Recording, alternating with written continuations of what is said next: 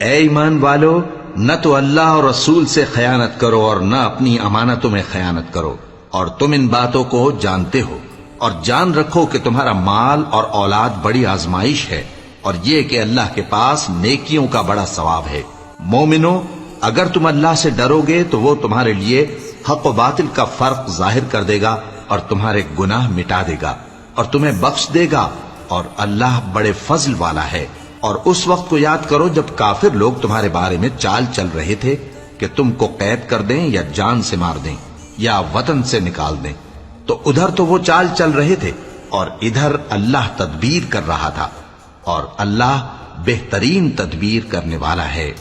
اور جب ان کو ہماری آیتیں پڑھ کر سنائی جاتی ہیں تو کہتے ہیں یہ کلام ہم نے سن لیا ہے، اگر ہم چاہیں تو اسی طرح کا کلام ہم بھی کہہ دیں، اور یہ ہے ہی کیا، صرف اگلے لوگوں کی حکایتیں ہیں۔ اور جب انہوں نے کہا کہ اے اللہ، اگر یہ قرآن تیری طرف سے برحق ہے تو ہم پر آسمان سے پتھر برسا یا کوئی اور تکلیف دینے والا عذاب بھیج دے،